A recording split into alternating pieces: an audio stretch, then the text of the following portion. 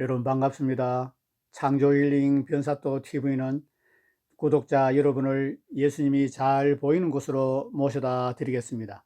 귀 있는 자는 성령이 교회들에게 하시는 말씀을 들을지어다. 아멘. 오늘은 박해 책을 소개해 드리려고 합니다. 박해 책 제4장 왜 핍박이 복인가, 책 99페이지부터 소개해 드리겠습니다. 사람은 누구나 복을 받기 원합니다. 그렇다면 우리는 핍박을 받을 때 기뻐해야 합니다. 왜냐하면 핍박은 복이기 때문입니다.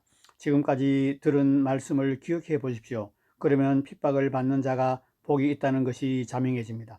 제1장에서 저는 박해가 일어나는 것은 세상과 세속화된 교회가 악하기 때문이라고 말했습니다. 2장에서는 저는 교회들이 거짓으로 핍박을 받는 것은 예수님이 택하셨고 세속화된 교회들처럼 세상에 속하지 않았기 때문이라고 말씀드렸습니다. 제3장에서는 저는 왜 어떤 이들은 거짓으로 다른 교회와 목회자를 핍박하는가를 다루었습니다. 그것은 그들이 하나님에 관해서만 알고 하나님을 모르기 때문입니다. 그들은 마귀에게 조종을 받고 있거나 최악의 경우에는 마귀에 속한 자들입니다. 그러니 누가 복이 있겠습니까? 당연히 핍박을 받는 사람들이 복이 있습니다. 성경 구절을 통해 핍박을 받는 자들에 대해 다시 한번 정리해 보겠습니다. 1. 핍박을 받는 자들은 예수님이 택하신 사람들입니다. 너희는 세상에 속한 자가 아니요 도리어 세상에서 나의 택함을 입은 자인 고로 세상이 너희를 미워하느니라. 요한복음 15장 19절. 이 핍박을 받는 자들은 바른 진리를 아는 사람들입니다. 내가 아버지의 말씀을 그들에게 주었사오매 세상이 그들을 미워하여 싸우니 이는 내가 세상에 속하지 아니함 같이 그들도 세상에 속하지 아니함으로 인함이니라. 요한복음 17장 14절. 3. 핍박을 받는 자들은 하나님을 아는 자들입니다.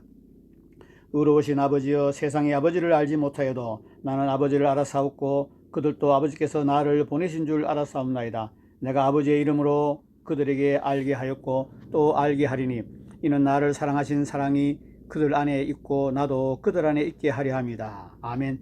요한복음 17장 25절에서 26절. 반면에 핍박하는 자들은 하나님을 모르는 자들입니다. 4. 핍박을 받는 자들은 세상에 속하지 않은 자들입니다. 너희가 세상에 속하였으면 세상이 자기의 것을 사랑할 터이나 너희는 세상에 속한 자가 아니요 도리어 세상에서 나의 택함을 입은 자인 고로 세상이 너희를 미워하느니라. 요한복음 15장 19절. 반면에 핍박하는 자들은 세상적인 자들입니다. 5. 핍박을 받는 자들은 주님의 보냄을 받은 자들입니다. 내가 아버지의 말씀을 그들에게 주었사오매 세상이 그들을 미워하여 사오니 이는 내가 세상에 속하지 아니함 같이 그들도 세상에 속하지 아니함으로 인함이다. 아버지께서 나를 세상에 보내신 것 같이 나도 그들을 세상에 보내었고. 요한복음 17장 14절에서 18절.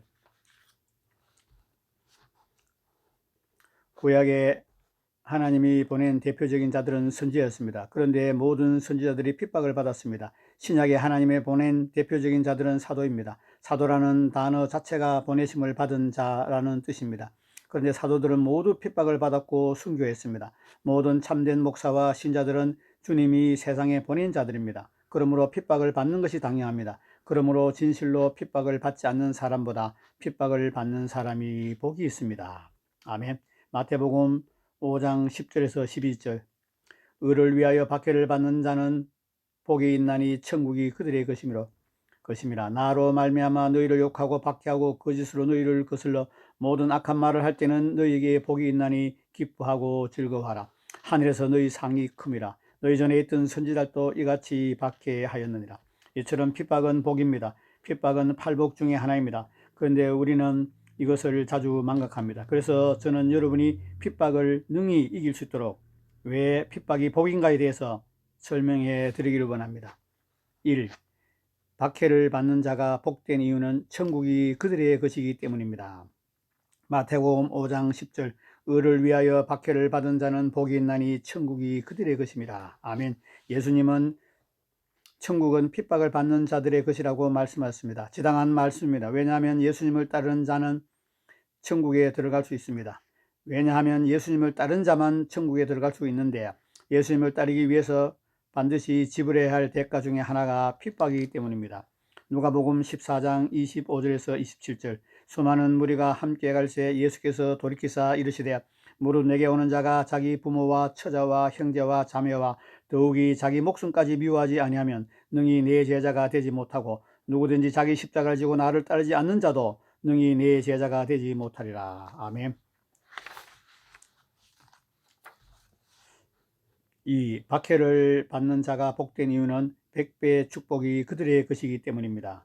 마가복음 10장 29절에서 30절. 예수께서 이르시되 내가 진실로 너희에게 이르노니 나와 복음을 위하여 집이나 형제나 자매나 어머니나 아버지나 자식이나 전토를 벌인 자는 현세에 있어 집과 형제와 자매와 어머니와 자식과 전토를 100배나 받되 박해를 겸하여 받고 내세에 영생을 얻지 못할 자가 없느니라. 아멘. 여기서 주님은 제자들에게 100배의 복을 약속하셨습니다. 그리고 주님은 100배나 받되 박해를 겸하여 받고라고 단서를 다셨습니다. 이 말씀은 정말로 진리입니다. 정말로 박해를 무릅쓰고 주님을 따르는 자들은 100배의 복을 받습니다. 일례로 제가 과거에 울산에서 목회할 때 저와 교류하던 혹은 제가 알고 있던 많은 교회들과 목사들이 있습니다. 그런데 그 중에 박해를 받은 교회도 우리 교회뿐이고 하나님께서 100배나 복을 주신 교회도 우리 교회 하나뿐입니다. 다른 교회들은 그때나 지금이나 별 차이가 없고 오히려 많은 교회들이 그때보다 성도수가 많이 줄었습니다. 그러나 우리 교회는 성도수가 100배 이상 증가하고 재정적으로도 100배 이상 축복을 해 주셨습니다. 그리고 사역도 100배 이상 확장되었습니다. 이것이 우리 교회가 하나님이 함께 하시는 바른 교회라는 강력한 증거입니다. 우리는 바울이 고린도 후서 4장 9절에서 고백한 대로 박해를 받아도 버림받지 아니하며 끄꾸림을 당하여도 망하지 않았습니다. 도리어 100배 이상 복을 받았습니다. 마치 이와 같이 저는 여러분도 박해 때문에 뒤로 물러서지 않으므로 하나님께로부터 100배나 복을 받는 여러분 되기를 예수님으로 축복합니다. 아멘. 박해를 받는 자가 복된 이유는 하늘의 큰 상이 그들의 것이기 때문입니다. 아멘. 주님을 위해 일하면 상이 있습니다. 그리고 주님을 위해 일하다가 핍박을 받으면 갑절의 상을 받습니다. 왜냐하면 주님을 위해 일한 상 위에 핍박을 받은 상을 더하여 지기 때문입니다. 팔복에서 예수님은 이렇게 말씀하셨습니다. 마태복음 5장 10절에서 12절. 의를 위하여 박해를 받은 자는 복이 있나니 천국이 그들의 것이므로다. 나로 말미암아 너희를 욕하고 박해하고 거짓으로 너희를 거슬러 모든 악한 말을 할 때는 너희에게 복이 있나니 기뻐하고 즐거워하라. 하늘에서 너희 상이 큼이라. 너희 전에 있던 선지자들도 이같이 박해하였느니라. 핍박에는 상이 있습니다. 그것도 큰 상이 있습니다. 아멘. 그렇습니다. 우리보다 먼저 예수님이 핍박을 받으셨습니다. 예수님은 이 땅에 계실 때에 많은 핍박을 받았습니다. 사람들은 핍박을 피하기 위해 예수님을 드러내놓고 믿지 않았고 또한 믿는 이들 중에 많은 이들이 예수님을 배신하고 떠나갔습니다. 그러나 그 와중에도 제자들은 예수님을 떠나지 않고 주님과 함께 고난을 받았습니다. 예수님은 그런 제자들을 기뻐하셨습니다. 그래서 그들에게 이렇게 약속하셨습니다. 누가복음 22장 28절에서 30절. 너희는 나의 모든 시험 중에 항상 나와 함께한 자들인즉 내 아버지께서 나라를 내게 맡기신 것 같이 나도 너희에게 맡겨 너희로 내 나라에 있어 내 상에서 먹고 마시며 또는 보좌에 앉아 이스라엘 12지파를 다스리게 하려 하노라. 아멘. 그런데 대부분 주님을 위해 받는 박해가 이렇게 귀하다는 것을 모릅니다. 그래서 비겁하게 몰래 믿었고 또 핍박을 피하기 위해 예수님을 떠나갔습니다. 오늘날도 마찬가지입니다. 더구나 카페에 설교가 다 올라오는데 다른 교회에 다니며 카페에 들어와 은혜 받으면 되지 핍박을 받아가며 굳이 사랑하는 교회에 다닐 필요가 있나 하고 다른 교회로 옮기는 사람도 있습니다. 그들의 이런 이기적인 생각은 바른 것이 아닙니다. 그들은 용케 박해를 피했다고 생각하겠지만 동시에 하늘에서 큰 상을 받을 기회를 놓쳐버렸습니다. 얼마나 어리석은 자들입니까? 여러분은 절대로 이런 이기적이고 어리석은 사람의 본받지 마시기를 예수님으로 축복합니다. 결론을 말씀드리겠습니다. 본문에 나오는 대로 신앙 고백을 하고 교회에 다니고 같은 목사인데 하나는 핍박자가 되고 하나는 핍박을 받습니다. 즉 하나는 가짜가 되고 하나는 팔복의 사람이 됩니다. 도대체 무엇이 이런 차이를 만들어내는 것일까요? 성경을 얼마나 읽었느냐, 기도를 얼마나 하느냐, 헌금을 얼마나 바치느냐, 교회 봉사를 어떻게 하느냐, 이런 지엽적인 요인들이 아닙니다. 하나님을 아느냐 모르냐, 이것이 그 차이를 만들어냅니다. 예레미야 선지자가 말한 대로 무엇보다도 중요한 것은 하나님을 아는 것입니다. 여호와께서 이와 같이 말씀하시되 지혜로운 자는 그의 지혜를 자랑하지 말라. 용사는 그의 용맹을 자랑하지 마라. 부자는 그의 부함을 자랑하지 말라. 자랑하는 자는 이것으로 자랑할지니 곧 명철하여 하나님을 아는 것과 나 여호와는 사랑과 정의와 공의를 땅에 행하는 자인 줄 깨닫는 것이라. 나는 이 일을 기뻐하노라. 여호와의 말씀이라. 예레미야 9장 23절에서 24절. 또 바울이 고백한 대로 세상에서 가장 고귀한 것이 그리스도를 아는 것입니다. 빌립보서 3장 7절에서 8절. 그러나 무엇인지 내게 유익하던 것을 내가 그리스도를 위하여 다 해로 여길 뿐더러 또한 모든 것을 해로 여기면 내 주 그리스도를 아는 지식이 가장 고귀하기 때문이라. 사람은 일 중심의 사람과 관계 중심의 사람 두 종류가 있다고 합니다. 그것을 본문에서 적용시켜 보겠습니다. 요한복음 16장 1절에서 3절. 내가 이것을 너희에게 이르면 너희로 실족하지 않게 하려 함이나 사람들이 너희를 출교할 뿐만 아니라 때가 이르면 무릇 너희를 죽이는 자가 생각하기를 이것이 하나님을 섬기는 일이라 하리라. 이들이 이런 일을 하는 것은 아버지와 나를 알지 못함이라. 여기에 예수님을 믿지만 박해자가 되어 마귀에게 쓰임받는 목사와 신자들의 특징이 나옵니다. 1. 하나님을 섬기는 일이라. 2. 아버지와 나를 알지 못함이라. 이처럼 이들은 일은 열심히 할지는 몰라도 하나님과의 관계를 소홀히 합니다. 그들의 문제는 이 일 중심의 사람이라는 것입니다. 우리는 절대 그들처럼 되면 안 됩니다. 관계 중심의 사람이 되어 하나님의 얼굴을 구해야 합니다. 그래서 하나님을 깊이 아는 자가 되어야 합니다. 그래야 마귀에게 쓰임받으면서도 하나님을 섬기고 있다는 무서운 착각에 빠지지 않고 진짜 하나님을 섬기는 자가 될 수 있습니다. 바울을 생각해 보십시오. 바울이 일 중심이었을 때, 즉 사울이었을 때 그는 가장 극심한 핍박자였습니다. 그러나 예수님을 만나고 바울이 되었을 때, 즉 빌립보서 3장에 나온 고백대로 관계 중심이 사람이 되었을 때 그는 가장 위대한 그리스도의 용사가 되었습니다. 그러므로 지금 즉시 관계 중심의 사람, 즉 하나님의 얼굴을 구하는 자가 되기를 결단하십시오. 그래서 여러분 모두 그리스도의 신부인 동시에 그리스도의 강한 용사가 되기를 예수님으로 축복합니다. 아멘. 여러분 어떻습니까? 참 아이러니하게도 진리를 깨달으면 박해를 받습니다. 세상에서는 학문을 깨닫고 논문을 쓰거나 똑똑하고 유명해지면 칭찬을 받습니다. 그런데 하나님의 말씀에 진리를 깨닫고 성령의 역사가 강력하게 일어나서 귀신을 쫓고 병을 고치고 교회가 부흥하면 반드시 핍박을 받습니다.